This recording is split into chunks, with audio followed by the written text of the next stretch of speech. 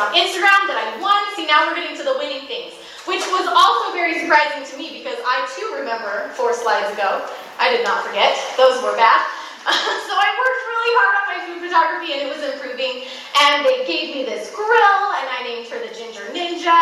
And I have named all of my grills since then and I love them each individually like a child. And I think we have 7-ish grills right now. They all have a spot on our patio. There's a hole in the stage. I didn't die. So what I'm giving you guys from each of these years as we finish, I'm calling them my tasty nuggets. And these are my little takeaways of what we learned from this year. So tasty nugget number 1 is I want you guys to be open to seeking out opportunities and saying yes when things come your way. I could have said I was fired and I had no right trying to start my own website because my pictures were stupid and I hated them. I could have said I had no skills or abilities to be on television and never send a single email to a television producer. I could have said I had no time to manage a decent application video for this grilling event, which was true. I did not have time. But I did it anyway, and I said yes, and I just tried. I just kind of went for it. And then when opportunities came my way, I tried to take them. So, 2016, I call this the year of blind enthusiasm. Also the grind year. Many of you might know this year. The grind year is the year that kind of sucks. It's the year after the first year. The first year, everything is like opportunities. It's fuzzy, it's bright, it's exciting, it's glowy. There's so many things, and you start to see these little things go your way. And then you hit year 2, and you realize that it's work. This is like work. And you have to do the work things. And nothing really like super notable happened that year. Like we moved a couple times. Todd was working full-time as a CPA. I was full-time parenting 3 young kids. And I worked in what I called the fringe hours. So that was when my baby was napping, the kids were down at night. I would work for like 8:30 to 10:30 at night, or on Grandma Thursdays when my sweet mom would take the kids to play for a day. Yeah. It was a grind. We just call this the grind year. And you guys know, social media, Pinterest, long content, SEO, updated images, updated themes, taking better pictures. Like, I wanted to burn it all down a couple times in the grind year. Like, cut it, cut the lights, it's over. We can also mention this year that I applied for, got accepted to, and then rejected 2 weeks before filming for Food Network Star. So I was like, oh, my dreams are dead. That happened this year. I created an ebook that I loved, kind of flopped, it didn't sell very well. And I'm pretty sure I quit each social media platform at least once that year before eventually coming back to it. So what kept me going is networking and conferences. And I have some friends here, you guys. I went to my first conference this year in 2016. And I was like, this is fun, conferences. I didn't bring my laptop. I maybe brought a notepad. And I ended up at dinner with just really big bloggers somehow. I don't know. I just like... So don't be afraid to make friends. But I shuffled my way into this group of people, and they all went out to dinner, and they went back to the hotel room after, and they were like, yeah, come hang out with us.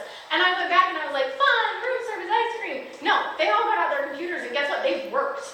And they worked really hard. And in that moment, my eyes were opened that, like, oh, this can be more than a hobby.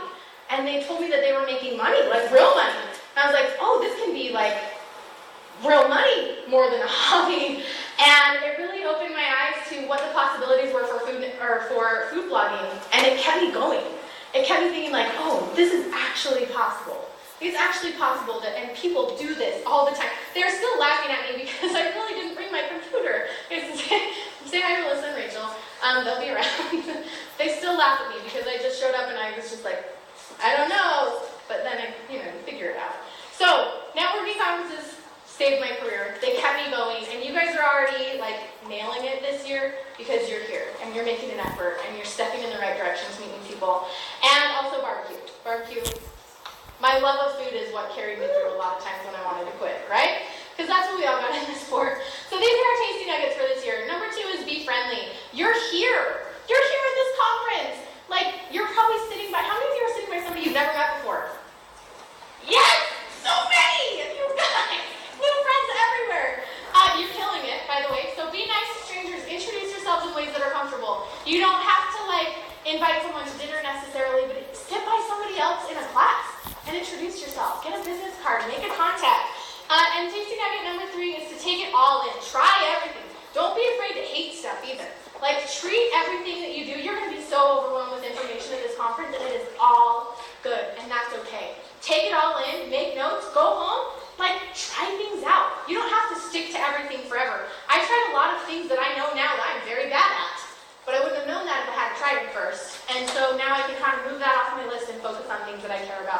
You don't have to be perfect at everything. Okay, so 2017, this was our year. I told Todd this was our year. This is sort of sometimes like how I'm smart on accident. Usually when I try to be smart on purpose, it doesn't work out. But I told Todd this year, you're quitting your job, I'm replacing your income, and this is like, we're going to do it. I'm going to do it. And Todd was like, Todd said, sure. Todd's a CPA. Todd thinks about numbers. I'm a big vision person. Todd thinks about numbers, and he's like, yeah, no, I know what you're making, and I know what I'm making, and I do not see the gap. Like, I don't know how you're going to bridge this gap. So he did not believe me, but I will tell you that Todd believed in me. And actions speak much louder than words, and that man showed up for me every single day. Every single night, we edited videos until 2 in the morning.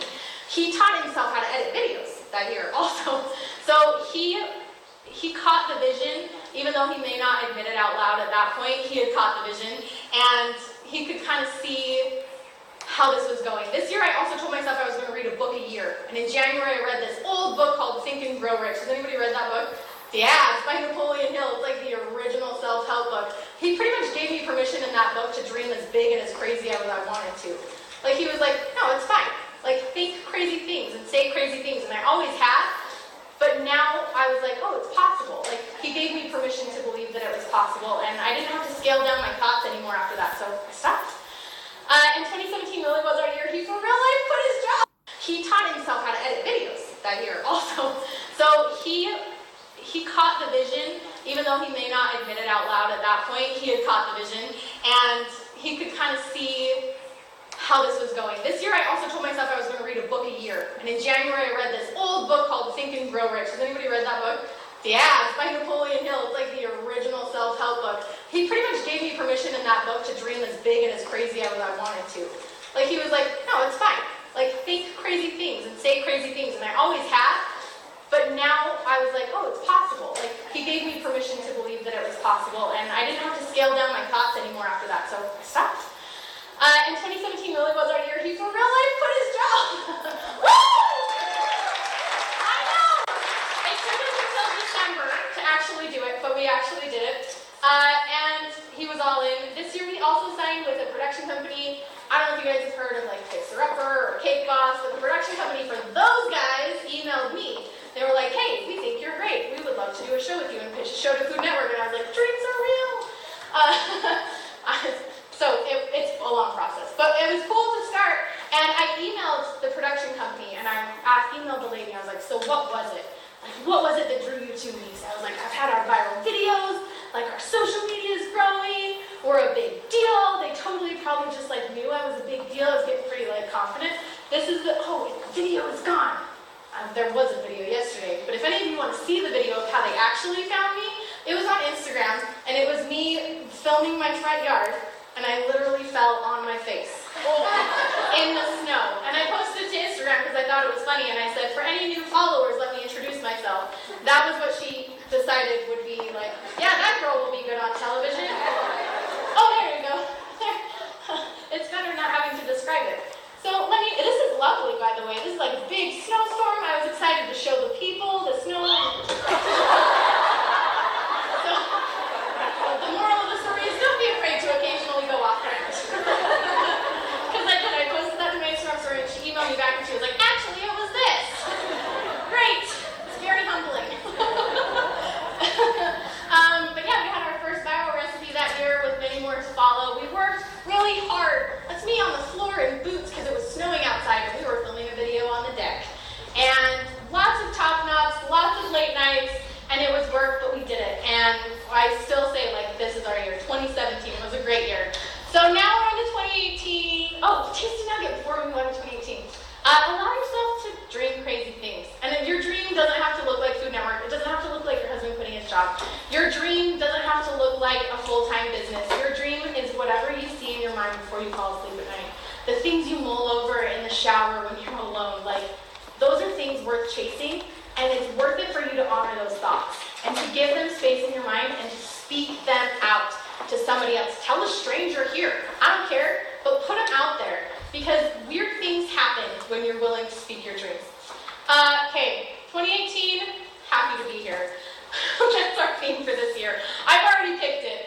our goal this year, our attitude is positivity, gratitude, and charity. We try our best to be thankful. We're thankful for the mean people that comment on our posts because, hey, they're giving us engagement. We're thankful for our kids when they pick up their shoes and put them in the closet. I'm thankful for Todd when he does the dishes, which is all the time. Like, he does so many dishes, you guys. That's the official dish doer. And being grateful has helped us a lot because this year has been nuts. Running a full-time business with your spouse is hard, turns out. And when you hit those crazy dreams, like in my mind I was like, yay, I did it, it's over. No, you still have to feed your family the next month. So then you have to make new goals and new dreams. It doesn't just end, it just keeps going. And so being grateful and being humble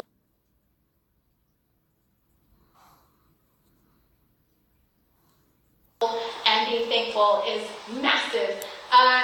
This year, I was on Food Network.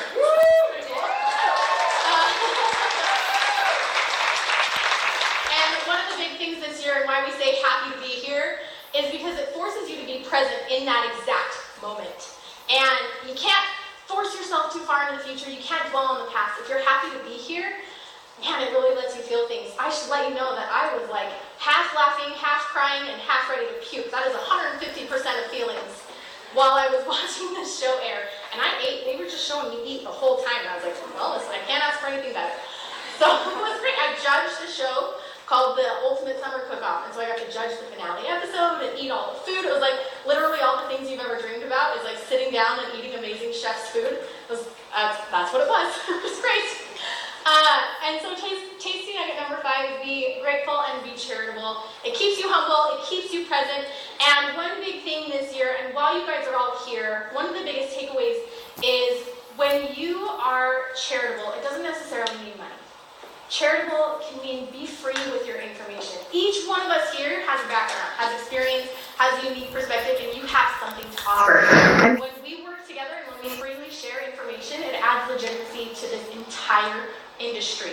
We all grow. Those brands out there paid to be here, to get exposure to you, to meet you, and to build these relationships with you. You all have value. And as we help each other out and as we grow, it's just going to build this industry further and further. So be generous and be charitable with what you have and what you know. And do what makes you happy. Okay, 2019, it's blank, because it's not here yet. 2019 is far away. I don't even want to think about next month. I want to give you guys the opportunity to think about this weekend. What's your theme going to be? You don't have to pick it right now. Maybe it'll come to you throughout this weekend. Maybe it'll come to you a month from now as you look back on your notes and you realize, wow, I kept writing that thing over and over again. Like, that must have really stuck out to me. Be open to that inspiration. Abby has done an amazing job. Yeah, right? Abby!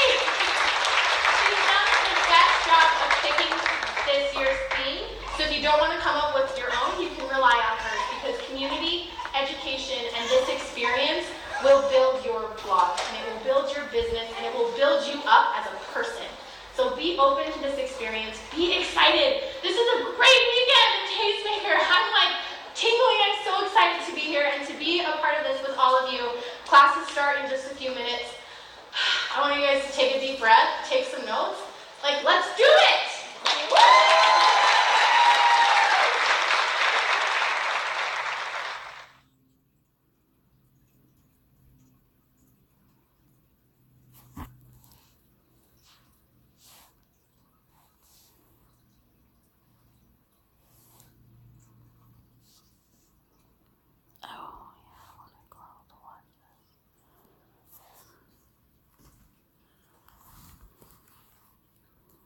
Okay, awesome, welcome.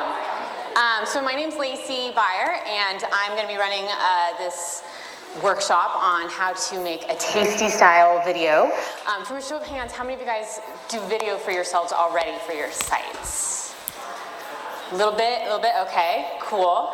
And how many of you guys are scared to death of doing video and you want it to look super easy?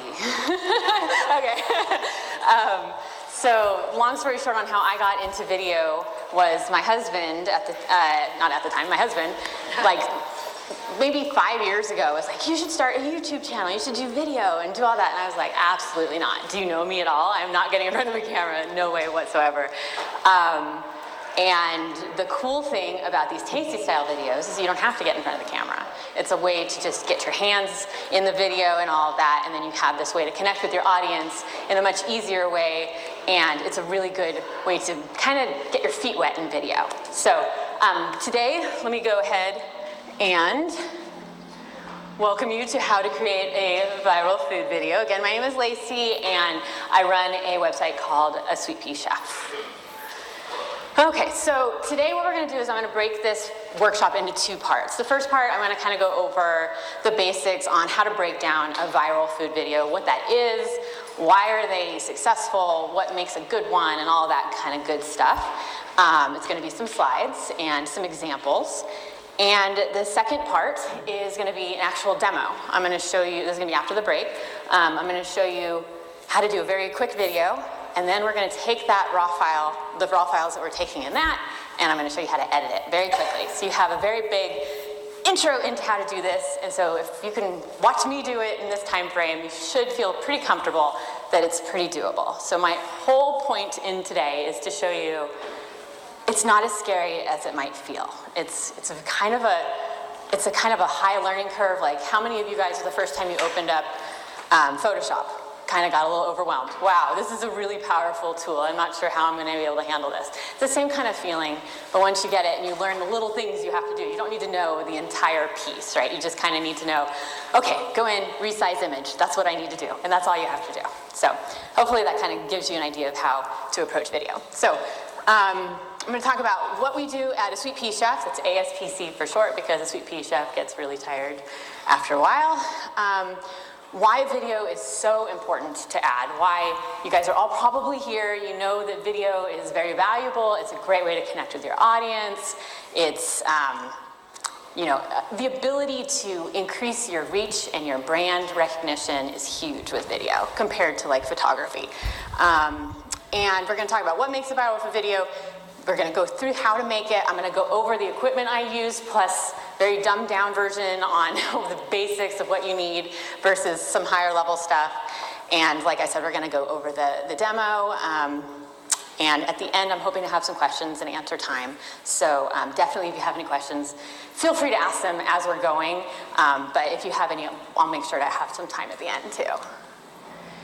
Okay, so this is me and my husband, Dustin. We both work on A Sweet Pea Chef. It did not start that way. It was all me in the beginning, and it was a one-person show on the front end, but then he's very much the SEO expert and the techno. He's a software developer, so he definitely useful to have around setting up a blog. But so he and I both work on it together. And A Sweet Pea Chef, if you have never seen it or heard of it, it is a site that focuses on clean eating and providing kind of a way to eat comfort foods, but have them be unrefined and good for you. So kind of a cool way to make people feel like they're being gluttonous, but not. So props for all these cool things that we've been featured. I always hate this slide, but I always like adding it in. So because video has been something that has been, I'm sorry, I have to kind of stand near you guys because I'm avoiding that speaker, so I apologize, I'm getting a little close. So A Sweet Pea Chef has been featured on Good Morning America. We're just getting actually printed in USA Today. It's going to be a lot of opportunities because video has allowed us to increase our reach and exposure to so many brands and so many opportunities than I could have ever imagined. My kiddos, we got 4 kids. This is really the team, and this is the best I could get of a picture of all of us all in one shot. And what I'm going to show you also is how Sweet Pea Chef has grown because of adding video to the site, and that has allowed us to go and take trips as a family and take the kids and go have all this extra time that, yes, there's a little bit of a steep hill into learn how to do video, but once you have it, you can just reiterate, keep doing it, and You don't even have to add anything new. You just start and keep doing what you did right in that spot, and that's going to be good enough. Anything you do is going to be good enough. Using a phone is going to be better than not using a camera to start, if that makes sense. So any little incremental steps you can take to create video is going to improve your connection with your audience. It's going to have that other just exponential value to your site. So the blog averages about 1 million page views every month. This month we're on track for about 1.4. And our videos, at this point, I want to say, I'm always scared to say this number, but I feel like I must have made about 10,000 videos by this point.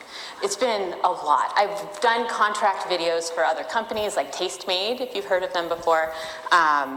And we do our own videos for our site, different cuts of videos. It's been a lot of video.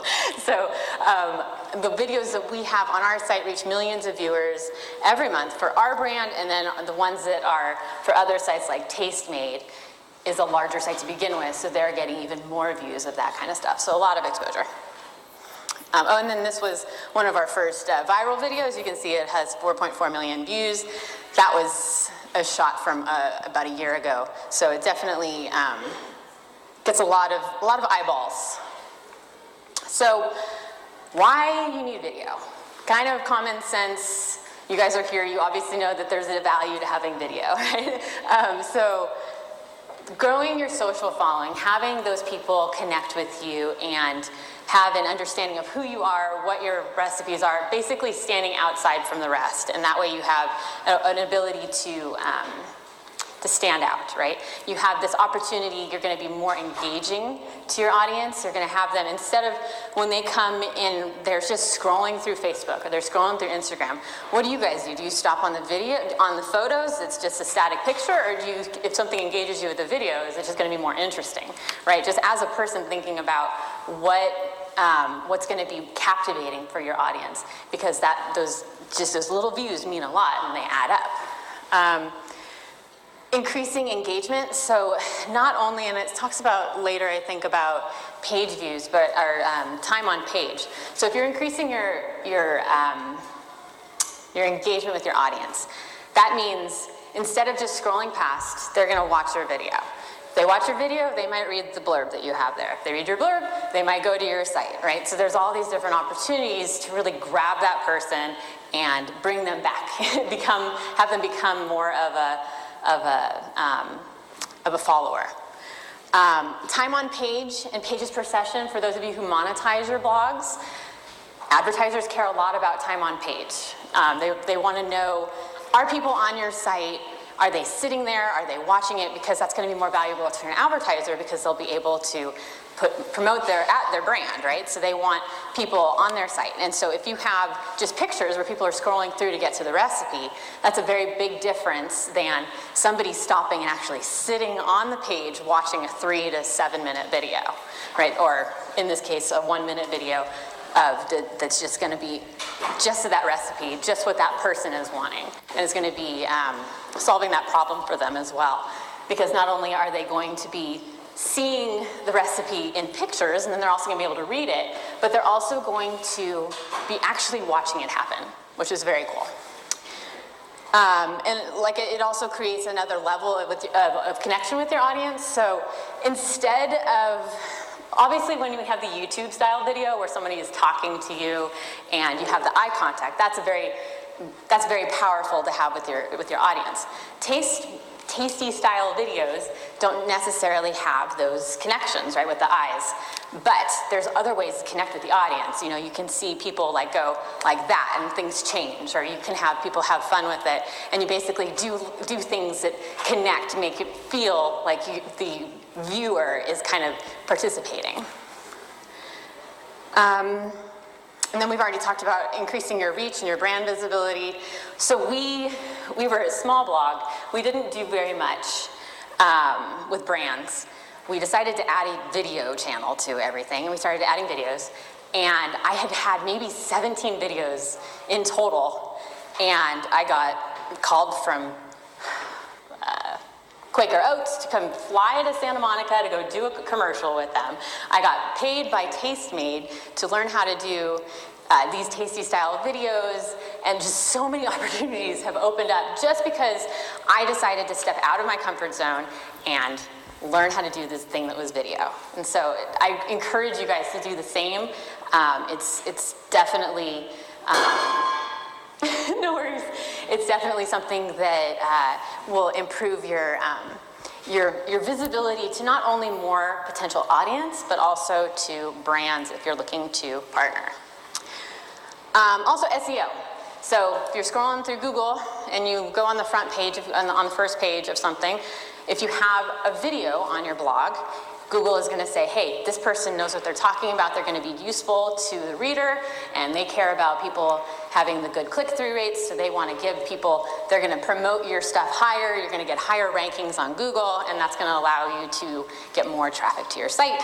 If you have more traffic to your site and you have ads on there, that's more money for you and all that good stuff. Does that make sense? And then I'll obviously create more opportunities like you wouldn't believe, like I'm talking about. So this arrow right here is where we added video. You can see we thought we were chugging along. We thought we were doing pretty good, having this nice, slow, steady growth. Then we were like, okay, let's add video. Went crazy. We went from, I was at 300 Instagram followers, I want to say for a year and a half. And I was like, I give up. I can't do it. Instagram is too hard. I tried doing all the hashtags, I tried doing everything, and I was like, this is never going to work. I'm just not good at Instagram. Added video, boom, went up. Video is just huge. As you guys know, you guys are on Instagram, you guys see all the videos that are out there. It's really the way to get the most views. Our highest performing photos don't get as much reach as our worst performing videos. So kind of give you an understanding of just how powerful video can be. I went from 4.9 thousand Facebook fans to now we're at almost 200K. We didn't have a YouTube channel, so we went from 0 up to now we're at 40K. YouTube hasn't been what we've been focusing on as much because that's not as much of a tasty style video, that's more of an engaging one, so now we're focusing on that piece. Oh no? That's not what you want. Did I turn it off? And the revenue, we went from 6,000 a year, which was a painful hobby blog of trying to make it your income, to now we're tracking for over 200K this year. So definitely a lot of monetary value as well. So let me show you a couple videos in case you're sitting here and you're like, okay, what's tasty style video? I probably should have started with this. So I'm going to turn this down. Here's a couple examples.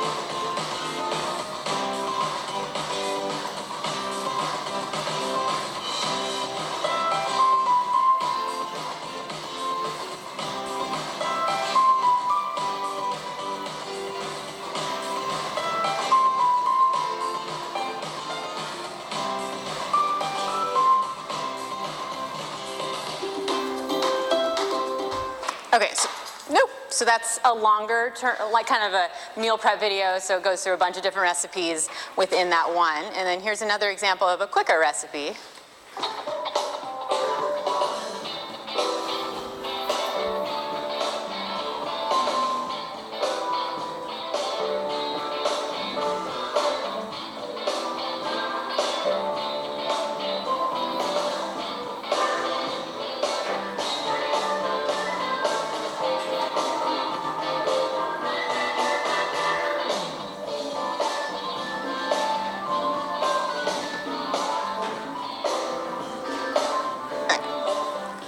Okay, so we will talk a lot about the similarities on what am I trying to achieve with those types of videos.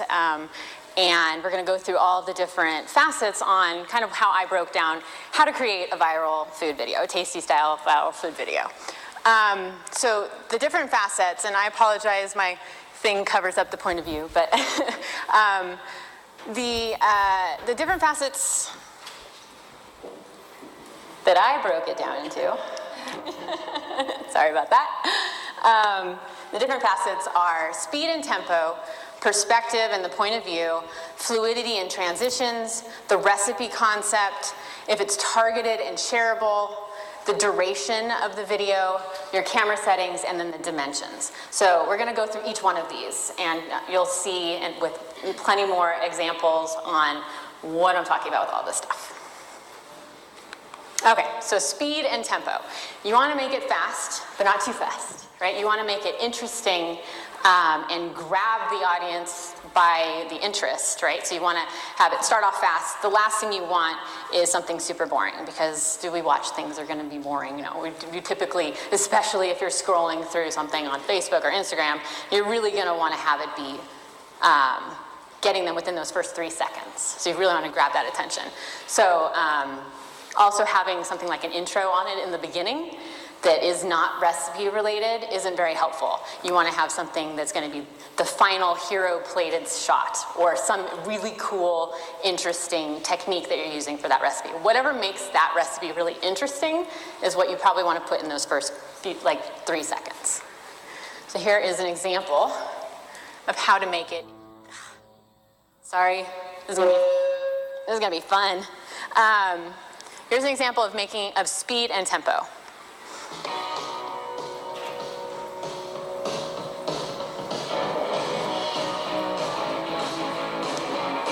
Every scene has movement. There's no scene that's sitting still, right? So every time you're doing something, there's something happening. You never give the audience a chance to get bored.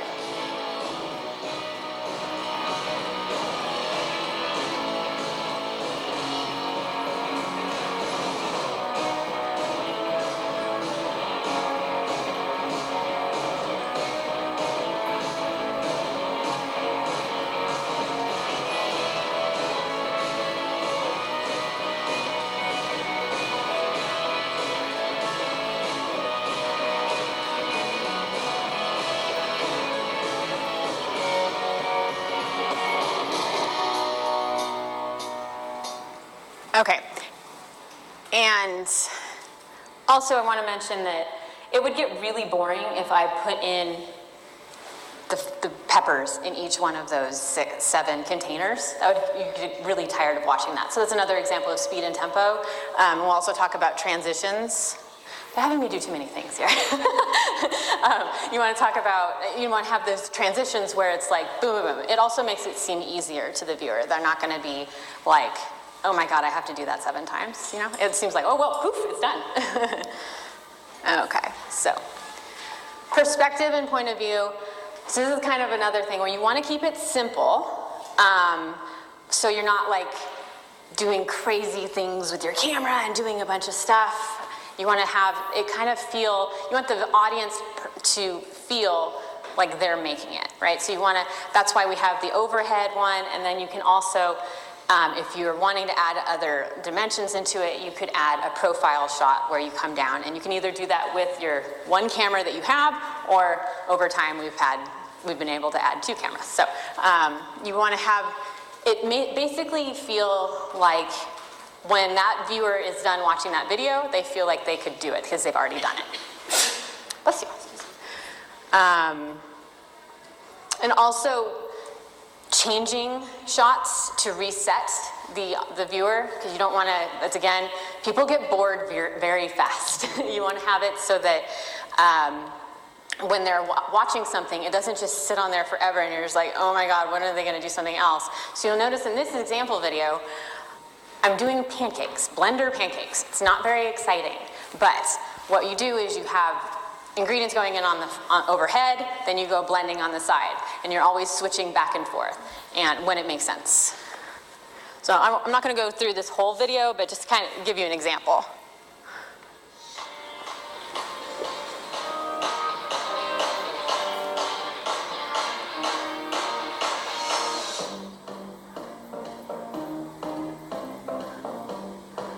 So you can kind of see going back and forth.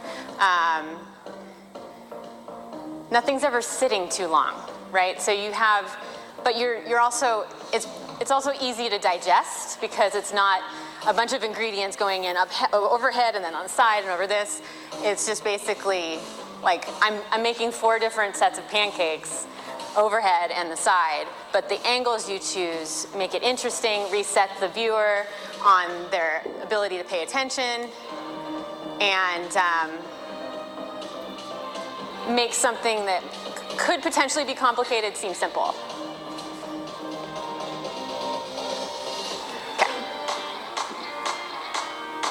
Okay.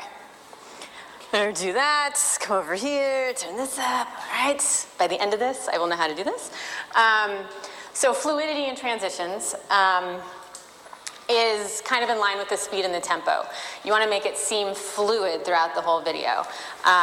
So the point of that is to make the recipe video look easy, right? So you want to have it be like if you've ever seen someone take a bowl of something and then take it off to the right, and then on the next scene it comes in from the left.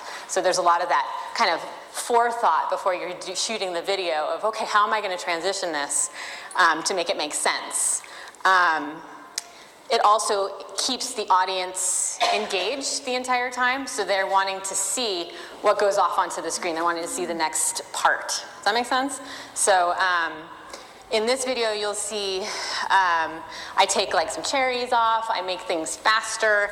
I also, instead of I do use a cherry pitter, and instead of taking the cherry, putting it in, and flipping it, and doing it 3 times in a row, and making it look kind of cumbersome, you'll see it goes boop, boop, boop, and make it look nice and fluid.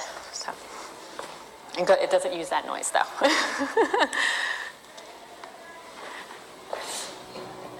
This was a sponsored video we did.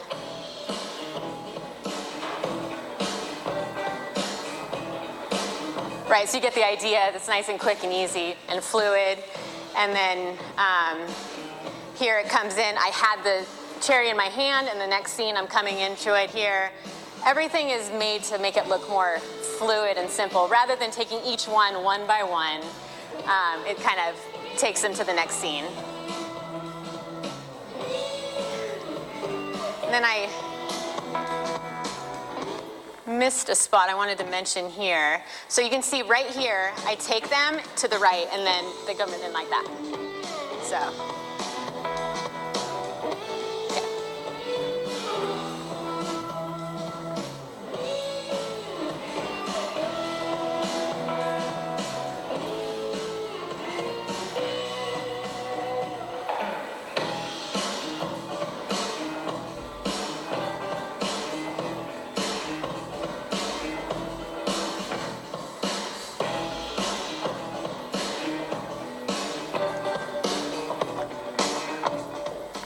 Those are so tasty.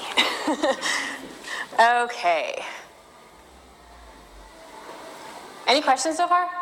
You guys good? So, I have a really good question. Yeah. So I know that the reason that you don't put the exact, 1 teaspoon, 1 tablespoon, Yes. is if you want to drive the traffic to your blog. yes, correct? Okay. that is the exact reason why I do that. Okay. I used to put in the amounts, and then I was like, we're not getting as much traffic to the site anymore. So that is a personal preference. If you don't monetize on your blog and you don't care about that piece, then it makes a lot of sense to do that. Or if you're just interested in making it as viral as possible, or if your audience has specifically said, please put your ingredients in there, then you can do that way. It's totally a preference. But we did notice that traffic went down when we started adding that in. Also, over time, ingredients can kind of change, and you might redo a recipe and be like, I really shouldn't have put in 2 teaspoons of this. It should have been a cup. Not that it's an example, but and so it's much easier to go to your blog and update your recipe in there. It's living forever in a video if it's like, especially if it's on like YouTube or something. It's much harder to update that way. Plus, the sheer tedium of putting in the ingredients on each one of those is kind of a pain too, because you have to make sure you get it right, because if there's an error in that and somebody's following it, then it's kind of painful. But yeah, it's definitely to push traffic. My entire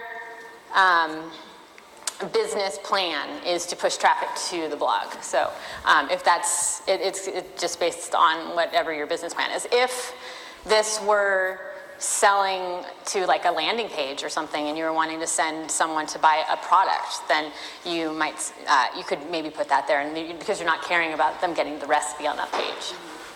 Good question. Okay. So the recipe concept. You could have a really crappy video and have a good recipe concept and you'd still be okay. One of our the worst videos ever was a cauliflower hash brown recipe, and we did it after shooting 13 other videos in a day. We don't do that anymore, but we did it after shooting 13. The light was dark outside. Everything was horrible. It was blurry, and it was bad lighting, overexposed at times, too dark at others. And the concept of cauliflower hash browns was new on Facebook. Nobody had ever really seen it, so it got millions of views. So it's like, oh, I did the first one to have to get all these views. But it basically is, you know, if you have something that you all know what your audience loves, right? You have this understanding of what's gonna really blow them away. So if you have that, and then you can compare that with a video that follows these types of things, it's brutal, because it's gonna be just like a really great way to not only solve a problem for your audience, which we're gonna talk about in a second, but also make it shareable. Because what's the first thing you want to do when you see something that's like, holy crap, how have I never thought of this? I want to do this. I want to share this with all my friends and email it to myself and send it to this person because this is just like the coolest thing ever. So having a really interesting recipe concept is a good idea. Having something like sauteed broccoli is going to not perform very well. Right, so it's kind of a toss-up between SEO and having an interesting concept sometimes. For example, we just redid, shoot, what was the recipe? Southern green beans. Not a very sexy concept, right? But we were doing it for SEO because we wanted a recipe video on the blog. It did not perform well socially, but it's performing well for our SEO and it's getting traffic to the site. So you kind of have to do a give and take. And when you can have those both meet at the same, then that's really awesome. An example is homemade creamer that's healthy, unrefined sugars and all of that. I have a clean eating food blog, and if you guys know about clean eating, you don't add any refined sugars, no refined chemicals and all that kind of stuff, which is littered in most of your store-bought creamers. So one of the major downsides of being a coffee lover and a clean eater is that you can't really enjoy coffee creamer. So I came up with a recipe that basically made your own clean condensed milk and then adds it into make a clean coffee creamer. So it solved a huge problem for my audience. It was an interesting concept, and we followed all the rules of a tasty video, so it did really good. So, plus, good SEO for us too. So it was like a win-win-win. Does that make sense? Okay. So, oops, sorry. Well, no. There we go. Targeted and shareable. So that's going on basically what I was just saying, that you want your audience to be so excited and rabid about what you just shared that they are going to share it and love it, and it's going to solve a problem for them. Which is the same kind of thing with what you're writing and the recipes you're creating and all of that, right? You're always wanting to solve a problem for your audience. And the best way to understand that is to ask them what they want solved, right? What are the recipes you're looking for? What are your biggest pain points? And then you solve those pain points.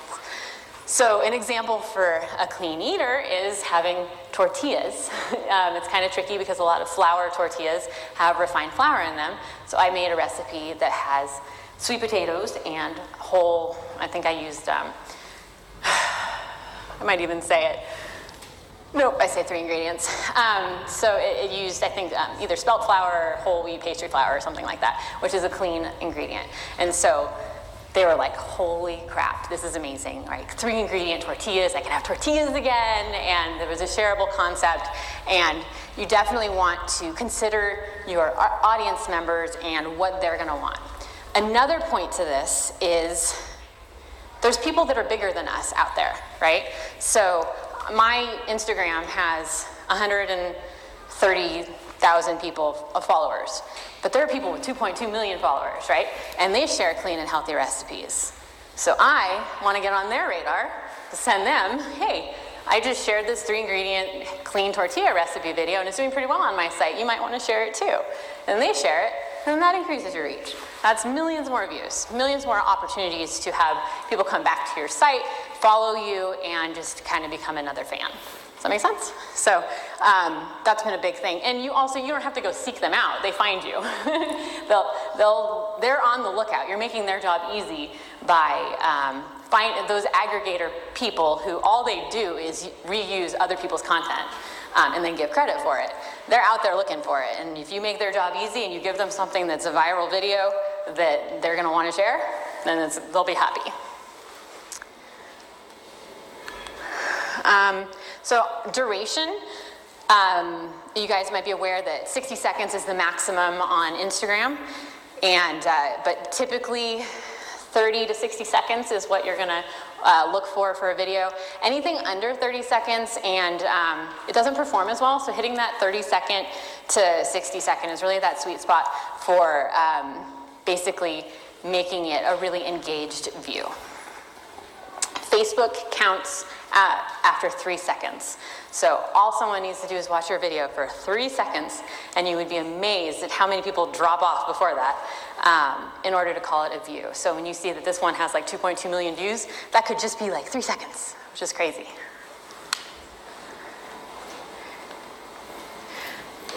And just like with photography, understanding your camera, being able to shoot in manual mode is going to make your life a lot easier. And how many of you guys don't shoot in manual? Or how many of you guys shoot in manual? I won't shame anybody. Okay, cool. So I didn't shoot in manual at first until I started video. And it makes it so much easier. You understand how to change everything.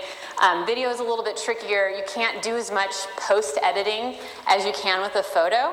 So like, and you can't really do the same kinds of effects as well. So like, I like to have really bright photos, really almost overexposed photos. You can't do that in a video. It will not turn out very good. And you also you want to have the lighting be as consistent as possible across your video. So you're going to want to have a very good base rather than just letting the camera figure it out. You want to have control over that. So I highly recommend, if you are going to start video, to learn these different aspects, specifically exposure and white balance. Those are going to really be very valuable. And then the dimensions. So a tasty style video is a 1x1, also known as 1080 pixels by 1080 pixels. So that's this guy. And 16:9 is what your typical YouTube video is going to be, or what YouTube promotes, right? So on our blog, we use this size, and then we cut it down, and I'm going to show you how to do all of this. You cut it down to be this size for Facebook and Instagram. And the reason you do that for these is because if you can picture watching a video on your phone, because mobile is the #1 place where people are on Facebook and Instagram, right? So you're on your phone, and you can picture a video like this is going to take up about 1/4 of your screen, right? But a video like this is going to take up almost half of it, if not more. Yes? What about for Pinterest? Pinterest has just started coming out with 1x1 opportunities. Being able to upload a video to Pinterest is very, very new for non-brands, for non-advertisers. So my understanding from my Pinterest people is the 1x1 is ideal, but it's early stages. It's a good question. But so for the ones that are primarily mobile, which Pinterest, I guess, would probably be. I don't know. I'm not sure what Pinterest is. The 1x1 is going to take up the majority of your screen. It's going to get that audience to have more retention and longer views. And we talked about all of the benefits of that. Let's see. So now what I'm going to do is go through the equipment that we use. Do you guys have any questions? I can go back to that screen on, let me do that. Turn this down. I have so many questions. So many questions. Okay. You sound like me. I'm always the one asking questions. Go ahead. Who said that? Yes. Oh. Oh no. Okay, we'll go with the one with the hand up. How, it looks like you use brand new stuff for every video. Like your pans are so clean. Even your Vitamix looks brand new. So, to be fair, the Vitamix was brand new. Yes. It was because the other one was absolutely horrid and that I'd been using for years. It's kind of funny you mentioned that because my pots and pans are actually they're not very clean. And I shot a video with Walmart a few months ago, and they came into my home, and the food stylist came in, because, you know, of course, they have to have a food stylist, they have to have all these different people. The food stylist has an assistant, you know, right? So it's like a bunch of different people that are super not necessary. And they came in and they looked at all my pots and pans, and they were like, oh, this is not film ready. This is not gonna do. And I was like, oh, it works for my videos. But it's funny that you mentioned that. So, I mean, I do a lot to try to make the tops clean. I use, oh God, I feel like I'm either too loud or too soft, I'm sorry. I use just like a wet paper towel right before I do a video and clean everything off. I know from just doing the videos, the things that show up, like little water spots. The Vitamix was brand new, but everything else, you can get away with a little bit more than you might think. And my brand is clean and easy and simple, but Ree Drummond could have an ornate, weird, like bowl that has all this stuff on there, and it would work for her, right? So you kind of also have to kind of think about what are you trying to put out there. And so everything I do, I try to make it feel as clean and easy as possible, and like, hey, I can do that kind of a feeling for the viewer. Does that answer your question? I don't have all new stuff. It's definitely, I just make sure all the surfaces are clean. I'm constantly like, you know, you have an opportunity, and I'm going to show you when I get the cameras going, you have an opportunity to kind of see how it's going to look and understand that. But make the videos fast, and people might not realize it either. So, yes. Okay, so I had no idea that you only counted as like you only need 3 seconds to count. Yes. So is there